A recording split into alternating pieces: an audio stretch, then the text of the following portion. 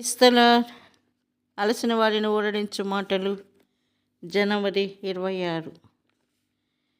యేసుక్రీస్తు ద్వారా దేవునికి అనుకూలములగు ఆత్మ సంబంధమైన బలులను అర్పించుటకు పరిశుద్ధ యాజకులుగా ఉండినట్లు మీరును సజీవమైన రాళ్ల వలె ఉండి ఆత్మ సంబంధమైన మందిరముగా కట్టబడుచున్నారు.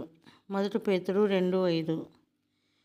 హెబ్రీ పత్రిక 8వ అధ్యాయంలో యేసు ప్రభువును పరలోక ప్రత్యక్ష గుడారం యొక్క ప్రధాన యాజకునిగా చదువుదుము.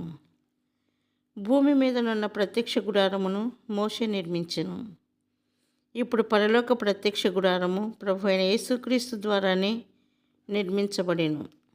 ఆయన పరిశుద్ధాలయమునకు అనగా మనుష్యుడు కాక ప్రభువే స్థాపించిన నిజమైన గుడారమునకు పరిచారకుడై ఉండెను.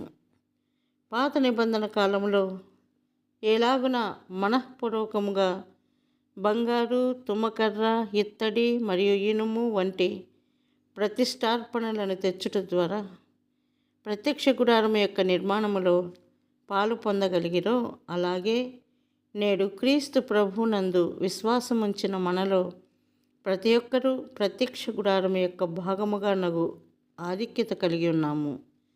మోషే ద్వారా నిర్మించబడిన గుడారములో వాడబడిన వస్తువులు భూ సంబంధమైనవి కనుక అవి ఎక్కువ కాలము నిలిచి ఉండలేదు.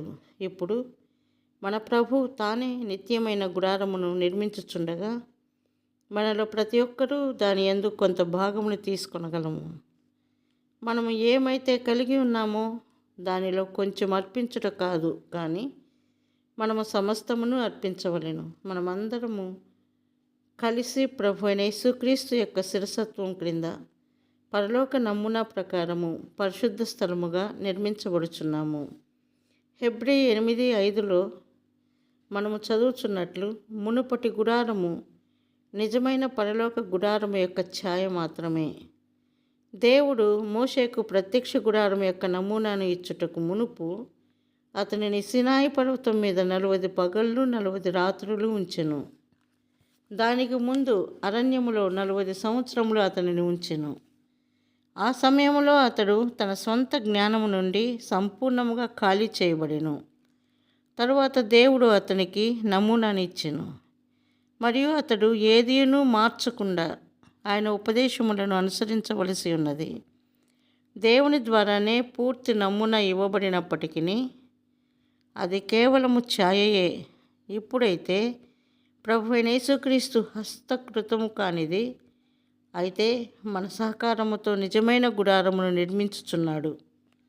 అందుచేతనే విశ్వాసులు దేవుని నిర్మాణము, దేవుని నివాస స్థలము, దేవుని మందిరము, దేవుని జతపనివారు, దేవుని దాచబడిన ధనము, గొప్ప వెలగల అమూల్యమైన ముత్యము, ఆయన వధువు మున్నగు వివిధ పేర్లతో పిలువబడుచున్నారు.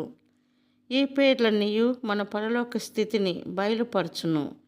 ఇచ్చట తన పరలోక నమూనాను ఏ ఒక్కరినూ మార్చలేరని ప్రభు మనకు జ్ఞాపకం చేయుచున్నాడు.